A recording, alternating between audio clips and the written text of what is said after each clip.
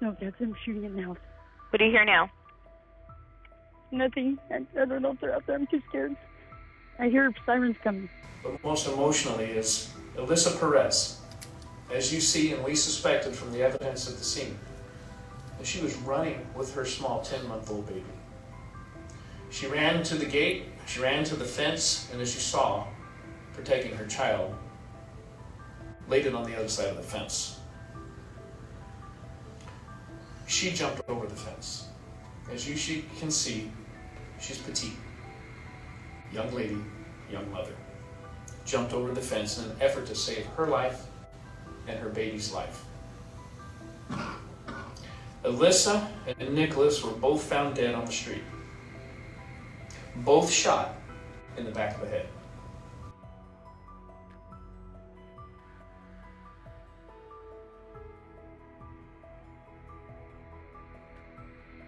Is he breathing? Yeah, he's still breathing. He's still breathing. Hold on, baby. Hold on, please. We have help on the way, okay? I have the officer right around the corner. It's okay, baby. You're gonna make it. You're gonna make it through here. Okay, so they're still shooting outside. Please hurry, please. I don't know where they are now. Oh, they're still shooting. They're still shooting? Yes, hurry, please. They're coming back. They're coming back. Oh, they're coming back in. Who's coming back in? The guys. Please hurry, come on. The suspects, we put 24-hour, 7-day-a-week surveillance on, starting on January 23rd. We had information in forensics that were leading us to the identification of these suspects, and we conducted actual physical surveillance since the 23rd. Today, I would like to announce the arrest of 35-year-old Angel Uriadi of Goshen and 25-year-old Noah Beard of Sureno.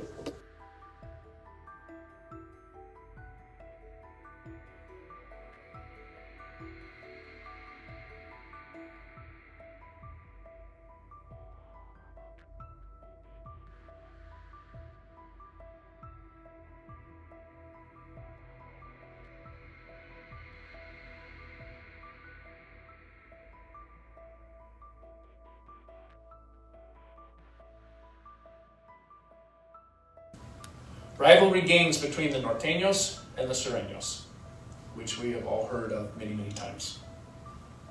The two members of the Parraz family, the victim's family, were well-known, validated Sureno gang members in the town of Goshen, which is predominantly held by the Norteno gang. The two suspects arrested today are validated Nortenos. The suspects and the victims have a long history of gang violence, heavily active in guns, gang violence, gun violence, and narcotics dealings. However, having said that, the motive is not exactly clear at this point. 911, may I help you? Hello. Hello, ma'am, do you have any emergency? Yeah. What's going on? On Harbor. Goshen. Okay, do you live in an apartment or is this a home? Okay. What's going on? They shot my boyfriend. They keep shooting outside. We need to look at death sentence justice for those who kill the innocents of the innocent.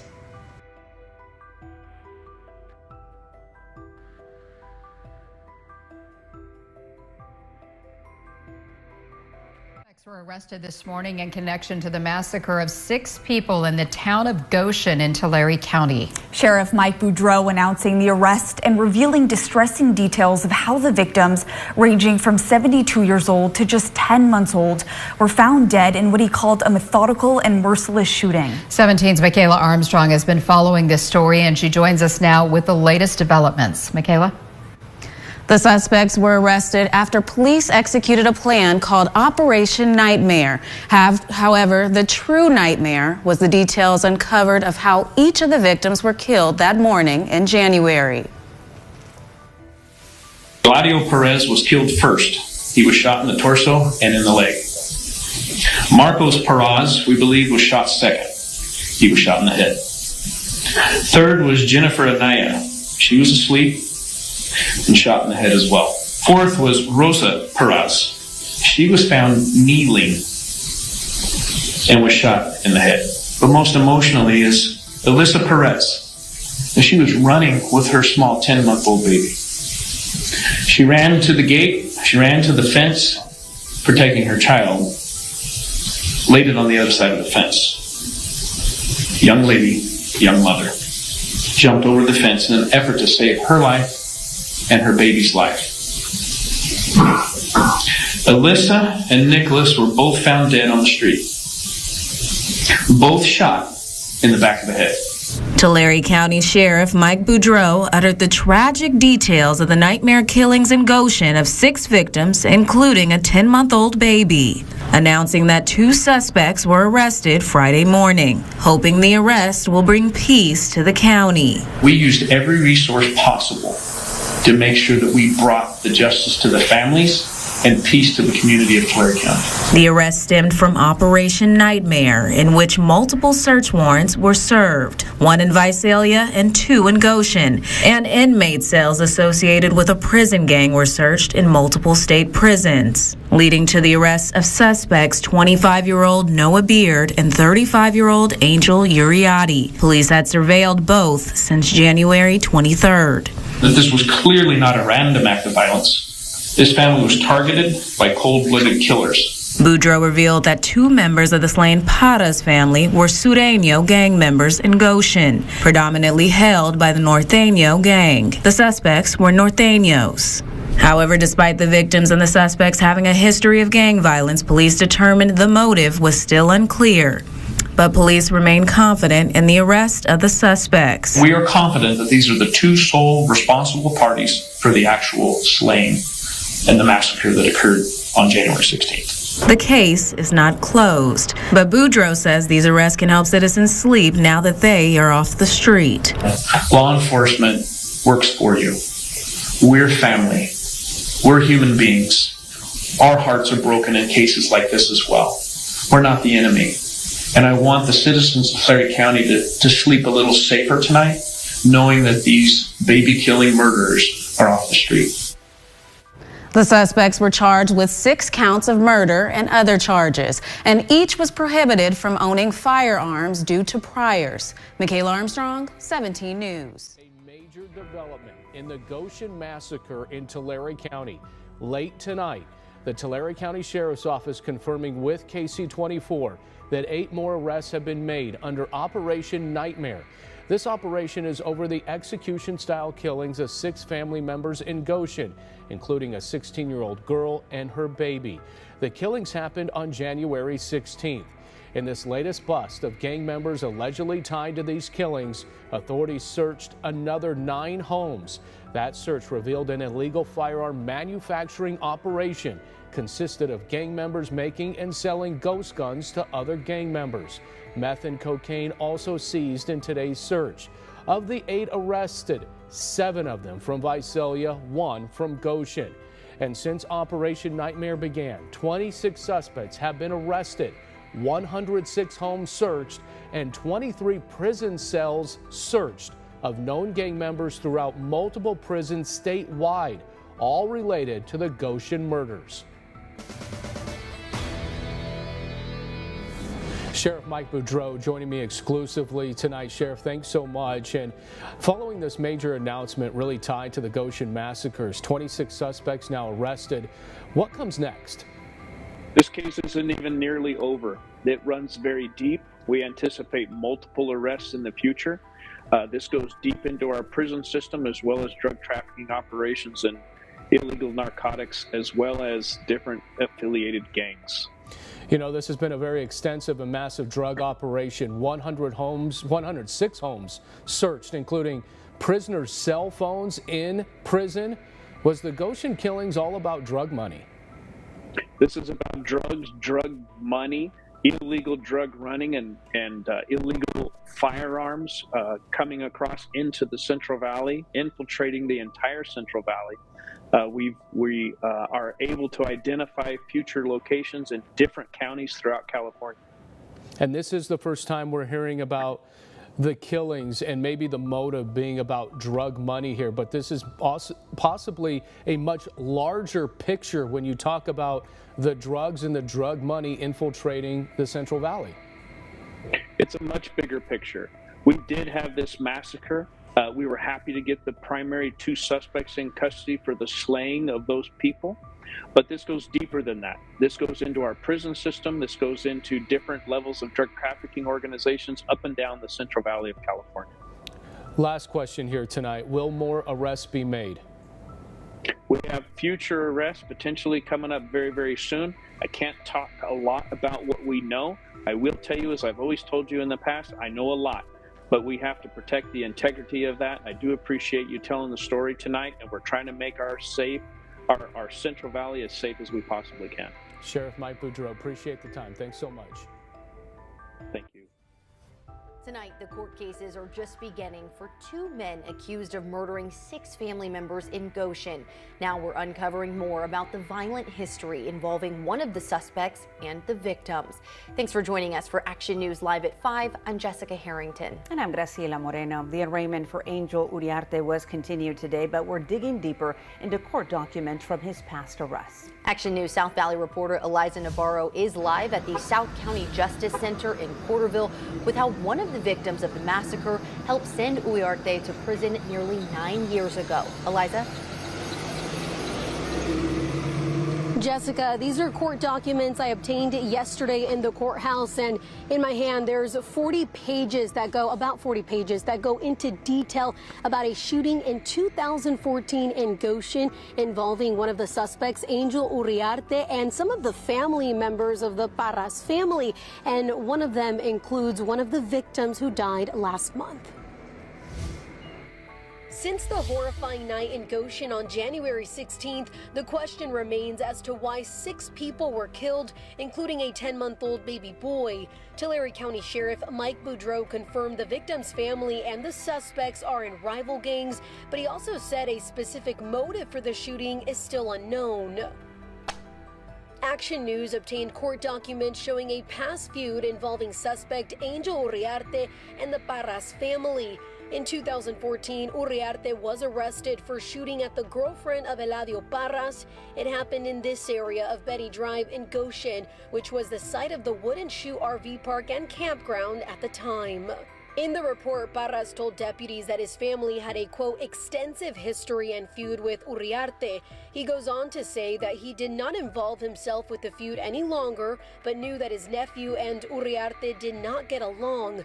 Parraz also said his girlfriend was getting out of his nephew's car when shots were fired. He said he felt whoever shot at his girlfriend was looking for his nephew. After multiple witness interviews, Uriarte was arrested and booked into jail. He pleaded no contest to assault with a firearm and gang enhancement and served 5 years of a 7-year prison sentence. On the night of the massacre, Sheriff Boudreau says Uriarte went straight for Eladio. We believe that Eladio Parraz was killed first. He was shot in the torso and in the leg. Marcos Parraz, we believe, was shot second. He was shot in the head. Third was Jennifer Anaya. She was asleep and shot in the head as well. We believe that she was shot in her sleep. Fourth was Rosa Parraz. She was found kneeling and was shot in the head. We believe that she was getting out of her bed to check on what was happening. Investigators believe 16-year-old Alyssa Parraz and her baby Nicholas were shot last by Noah Beard while trying to escape. The home, now tainted with tragedy and heartache for the Parraz family, is also only blocks away from the home where Uriarte lived at the time of his arrest in 2014. Uriarte has not been arraigned. He is still in custody under medical care until he recovers from a gunshot wound he got during an altercation with an ATF agent on the day that he was arrested. Now, in the meantime, Beard was arraigned yesterday. He pleaded not guilty, and he's due in court on the 16th. Live in Porterville, Eliza Navarro, ABC 30 Action News. Testimony continued and went into further details about those murders. And today, the man conducting the autopsies for those people killed went into more horrific detail about how their lives ended. Witness testimony continued in the case of Angel Iriarte and Noah Beard, charged with 6 counts of murder for the shooting and execution of a Goshen family, including 16-year-old Alyssa Parraz and her baby, 10-month-old Nicholas. The man tasked with conducting the autopsies in the case taking the stand. Forensic pathologist Thomas L. Bennett saying 5 of the 6 family members killed were shot at close range. One detective revealed that he believes a gang rivalry led to this nightmare in Goshen. He said the sheriff's office confiscated messages written in jail by Noah Beard, messages meant for gang members.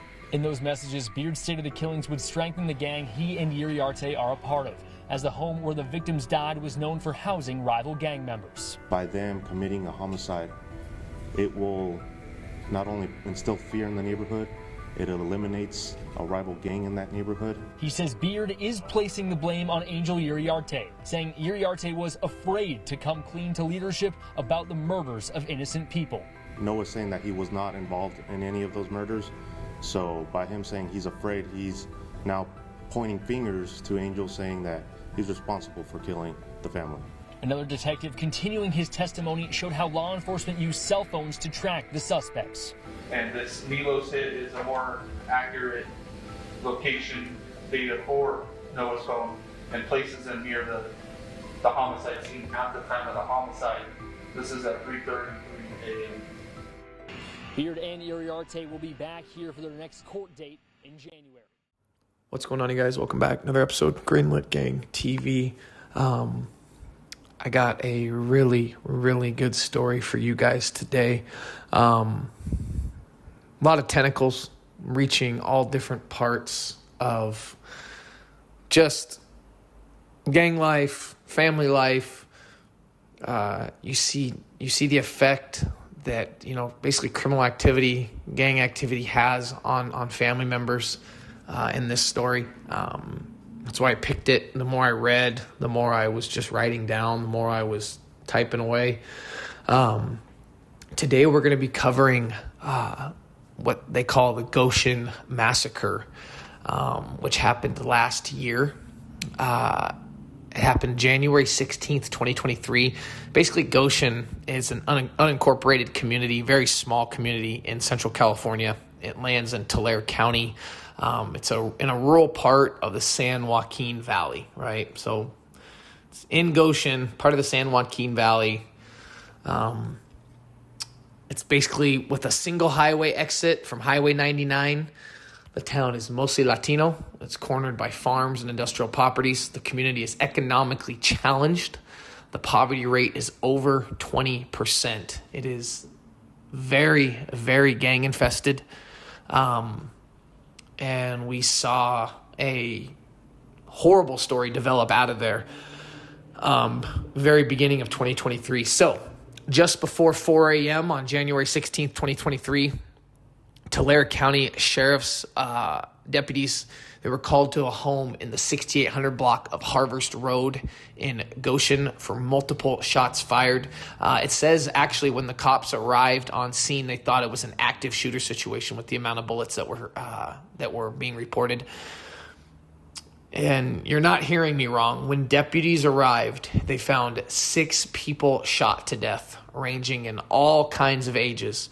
52-year-old Eladio Parraz, 19-year-old Marcos Parraz, 49-year-old Jennifer Anala, 72-year-old Rosa Parraz, and the last two are the most sad, 16-year-old Alyssa Parraz and her 10-month-old baby Nicholas.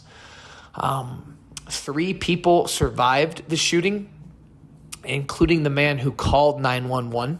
He hid in a locked trailer outside the home, and cops showed up within 7 minutes of the call. The Tulare County Sheriff's Office and all of the forensics team, they collected evidence left behind at the scene. Now remember, gang-infested community. Now this particular residence was a known gang house with a couple of the members in the house, including Eladio Parraz and one other individual, and I believe that, was Marcos Parraz. I shouldn't say Perez, Parraz. I want to pronounce that right. It's a known gang house, a Sureno gang house. Let's get this very clear. Sureno gang house. Now, from what I read in Goshen and in that area, majority of gang members were Nortenos. So they were in enemy territory by all accounts. All right. Very large family and a very well-known family to law enforcement. Like I said, the house was a known target for law enforcement, but for gangs as well. All right. Now, they collect a lot of evidence at the scene, and the house had security cameras. Okay, the house did have security cameras. Pretty soon, the sheriff's team is able to connect, and the Tulare County Sheriff, Mike Boudreau, basically they know who they're going after, all right? 35-year-old Angel Uriarte of Goshen and 25-year-old Noah Beard of Visalia, right, which is a close proximity, for the heinous murders of 6 people, which again include the murder of 10-month-old baby Nicholas. And we're going to get into more details about that. You guys really, if you haven't already heard about this case, it's pretty crazy. So a manhunt ensues, right? They're not arrested right away, okay? And at first, people weren't sure of, they weren't sure exactly what the motive was, right? The Goshen's homicide, they occurred January 16, 2023. They gained national attention because of, obviously, you hear 6 people, you hear 10-month-old baby. And at first, they thought it was like a cartel-like execution. That's what he said at the time of the killings. But when it came out of who their prime suspects were, they were known Nortenos, obviously attacking a known Sureno house that had Sureno gang ties, and these were validated members. These weren't on the fringes. These weren't associates. These were validated members, guys that had done prison time, guys that had, and if you guys haven't watched my other videos, the Surenos aligned themselves with the Mexican Mafia or La M. Nortenos aligned themselves with Nuestra Familia, okay? And obviously this massacre is part of the rivalry, okay? So like I said, 35-year-old Angel Uriarte of Goshen and 25-year-old Noah Beard, of Visalia, California. They begin an operation, all right? And it's going after everybody, all right? Operation Nightmare, all right? Now, it would stretch a lot longer than just going after the 2 people that committed the crimes, but that was the focus, all right? Finally, February 3rd, all right? Remember that. So here we are 3 weeks later. With the efforts of 100 detectives, officers, and agents from local and federal agencies, they executed search warrants at 3 locations. The first search warrant was served in the 1000 block of South Noyes Street in Visalia. At that location, detectives arrested Noah Beard without incident. At the exact same time, this is what the police will do, right? They're going to hit these places all at the same time so nobody has time to call ahead. A warrant was served in the 6600 block of Avenue 308 in Goshen. Angel Uriarte was found at that location but ran from law enforcement. While Uriarte was running, he fired several shots at ATF agents. The agents fired back, hitting Uriarte in the torso. He was rushed to the hospital and underwent surgery. He is expected to survive. He was also charged in federal court with that shooting, with the assault on a federal officer. To be honest, those are the least of his concerns, all right? He's facing down the barrel of 6 murder charges. So, although the motive was still not clear, detectives had determined that 2 members of the Parraz family were well-known, validated Sureno gang members in the town of Goshen, which is predominantly a Norteno town. Uriarte and Beard are validated Norteno gang members. They both now face multiple murder charges. The investigation uncovered that two members of the Parraz family were well-known validated Surenos, again, in a town that's predominantly Nortenos. They later found that the two suspects, right, they each had a criminal history. Beards ranged back from 2012, ranging from assault with a deadly weapon all the way to robbery. Uriarte, who's older, right, they're 10 years apart. Criminal history began in 2000s. In the year 2000 with records of selling narcotics, possessing firearms, and assault with a deadly weapon. So, gang activity, guys, right? When you're a gang member, this is the stuff you're going to be doing. This is the stuff you're going to be asked to do. Now, I did misspeak on one thing when I said the two members in the house, the validated Surenos. So far, only one that I've actually talked about, Eladio Parraz. 19-year-old Marcos Parraz was not a validated Sureno gang member. I want to make that clear. So far, the only one that we've talked about in the home where the killings took place was 52-year-old Eladio Parraz, okay? Now, these guys are arrested, okay? They each have gang ties, all right? The second one I wanted to talk about, okay, was the gentleman they said these guys were actually after, and that is Martin Parraz, 47. He was grandpa to baby. He was a grandpa to the baby in the house, okay? He has the word crazies tattooed on his cheek, and he's better known by his street name, Shooter. He had a long rap sheet, but this is what's crazy. He had left the house. He tore off on his Harley Davidson, carrying 50 grams of methamphetamine that he intended to distribute, according to federal prosecutors. He was already gone by the time those bullets started flying at around 3:45, 4 a.m. Now, he was already a Shooter, as he goes by, or Martin Parraz. He was on the run from law enforcement for a parole violation from officers and parole officers showing up to that trailer a few weeks before that. Okay, they had come to basically, when you're on parole, you don't really have as many rights. All right, so officers show up, they encounter Eladio Parraz, the other validated member. They ask him, have you been to prison? He has, and within sight, they see ammunition, they see other things, they find meth pipes. So they find things that these guys aren't supposed to be around. And in particular, Martin Parraz is not supposed to be around because he's on parole. Okay, so that's where he catches the violation. And from there, it's kind of a cat and mouse game. He's avoiding law enforcement. So the night of this incident, he dips out. Okay. Then when the killer snuck onto the family's property, like I said, he's on the run. So, not only is he on the run, but then basically the police find him. They find him at a house of a girlfriend. One of the girlfriends was in the house that got shot up. He had another girlfriend that he went and saw, delivered the meth, was hanging out. They were doing their thing together, okay? Detectives find, they knock on the door, they announce themselves, they go in, he resists arrest, and then he does get arrested. This is all within about 24 hours of the massacre, okay? He's obviously informed about what happens. He's taken in on parole violations. And you can just imagine what he, especially now that time has passed and he knows that he was the intended target and that he's one of the only survivors. And like I said, it's him and his 52-year-old brother, Eladio Parraz. They are confirmed members of the Sureno gang.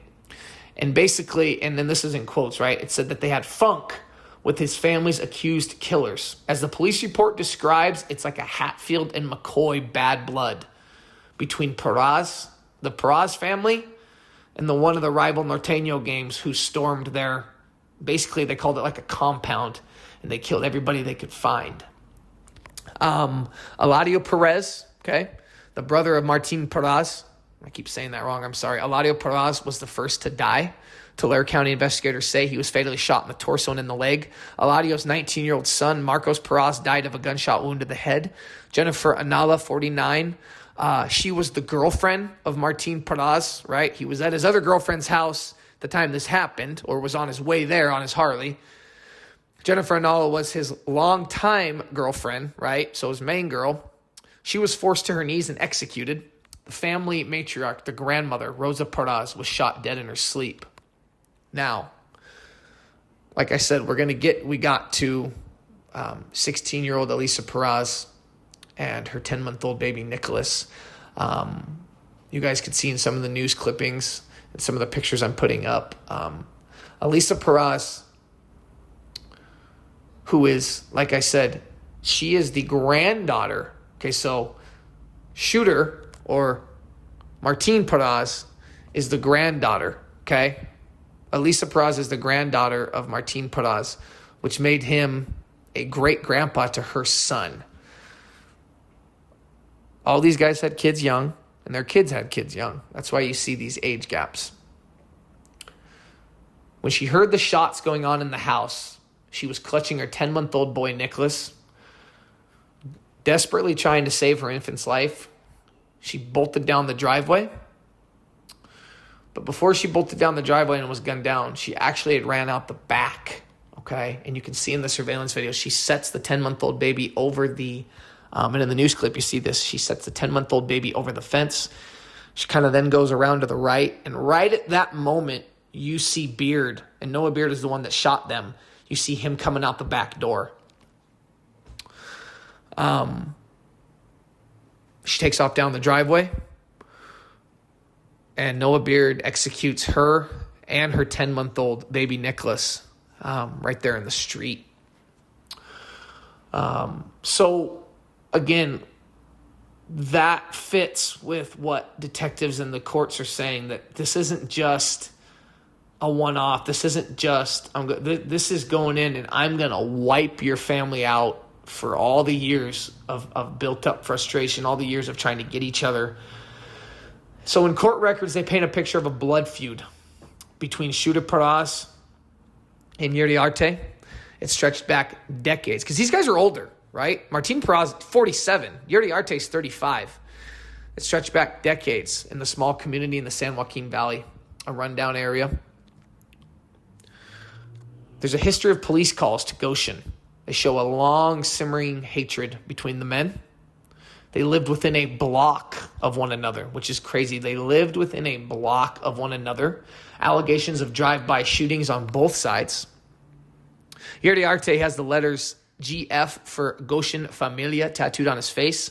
He pled no contest to firearm charges after a 2014 drive-by shooting that he carried out in retaliation for a move his neighbor, shooter, Martin Parraz, made against him. So this is 9 years before the actual massacre takes place. No one was hit, but Uriarte admitted to the crime and his gang affiliation, which landed him a 7-year prison sentence.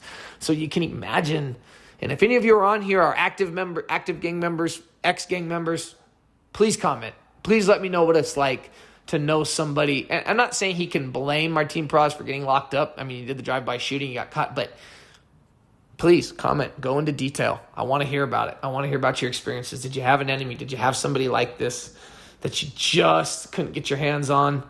And then, I don't want you to admit any crimes, obviously, but just leave a comment about the mindset that goes into this kind of stuff. All right? On the 7-year sentence, he served 5 years. Martin Parraz, had been accused of attacking Uriarte's grandmother's house years earlier with bullets blasted from a passing car.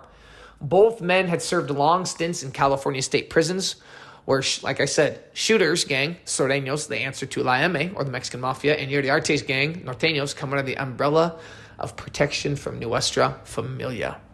Okay? It's not unusual for rival gangs to set up, in the small towns, right, like Tulare County. And this is what the local prosecutor, Deputy District Attorney David Alavezos, right, told LA Magazine. What is unusual, however, is what he said, is an entire family being targeted for cold-blooded execution, right, at the hand of recognizable neighbors. That's the thing. These guys went in there. They all know each other, right? So they all know each other. So odds are you're going to get caught. And then when you see on some of these news clippings I showed you guys, right, it talks about how Noah Beard, he was communicating through like jail writings and jail letters to gang members saying how wiping out this Sureno family, right? It's like it's like the Nortenos are running this, but there's this one house with these guys that have just been a thorn in their side forever, in particular Martin Parraz. I know Eladio Parraz was a known member, but when I read the history, it had everything to do with Martin Parraz, right? And, basically Noah Beard talks about how wiping out that house advances the gang. And that's all this is about at the end of the day. It said that there was some discussion between Yriarte and, Angel Yriarte and Noah Beard about one of them was upset that they had killed innocents. Like he was afraid to tell the gang that he killed innocent people. But, Noah Beard writing, talking about this is going to further the gang. I mean, obviously you killed a mother and her child, but at the end of the day, it's about the furtherance of the gang and territory and power. And whether we agree with it or not, or how heinous this is, it advanced their power. It's just horrible. And you throw in the fact with the 16-year-old and her baby literally running away and they're gunned down. So, Operation Nightmare, okay? Now, this initially was to go after, obviously the gangs, but to find the people responsible for this horrible 6 murders. But it went a lot further than that, all right? So, to give you some numbers, Operation Nightmare ended, right, with 26 suspects arrested, 106 homes searched, and 23 prison cells all over California related to the murders and the gang activity. They were raiding the Nuestra Familia cells. These are the guys that are calling the shots. These are the guys that are in the state prisons, the high-ranking members that are seeing and basically verifying and calling the shots of what goes down on the streets. And I'm not saying that everything that happened, all of these leaders are going to agree with. You guys can maybe help me out. Leave some comments below. In the furtherance of the gang, for the gang to get money and power and drug territory, the mission was accomplished, right? That family's wiped out. They're no longer a problem. But is there a line drawn when you kill a mother and a child? You guys know better than me, right? So I think what ended up happening, what you can tell with the sheriff, Boudreaux, is kind of the face of this whole thing, even though a lot of different, like I said, it was 100 detectives, 100 officers and agents from local and federal agencies. They executed, not just these 3 search warrants to get these 2 guys, but then they kept going with it, right? Over 100 homes searched, 26 suspects arrested. This is all, they found a guy, you see that in the one news clip. They found a guy making, it was like a gun factory, right? Getting guns out on the street. That's what it was all about. It's all like a networking. Just like in business, right? Just like in legal businesses, this is all just for networking, okay? To rule with an iron fist, to strike fear. And that's what that said, too, with the Noah Beard letters, is that it would put the fear of God into the next resident that thought, or the next gang member, the next Sureno gang member that thought he was going to do something. I mean, you just saw what happened, right? We're about done. I will quickly talk about, the 16-year-old Alyssa Parraz. It talks about her. I said I was going to briefly touch on how gang life and how the choice to join a gang and be full. And like I said, these were validated members. These guys were not posers. These guys were not pretenders. These guys were really out there active, living that life. And that's kind of a visual. I will say that's a hell of a visual to picture Martin Parraz. You've been living, he's 47, right? You've been living that life for so long.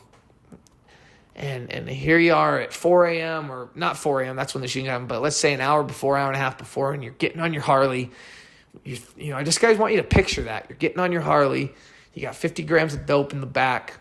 You're going to some other girl's house. It's sad. It's sad all the way around. And it said that, to just be living that lifestyle for the way it ended to be the way it ended. I don't think a guy can ever get over that. And it's over for the people that committed the crime, right? Their families. It says that in one of the hearings, right? The detective, one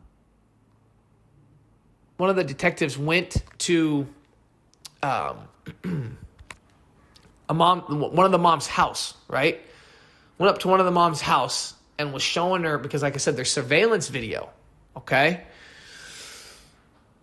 Angel Uriarte, he had confessed to like a childhood friend. The night of the killing, he went and knocked on the trailer.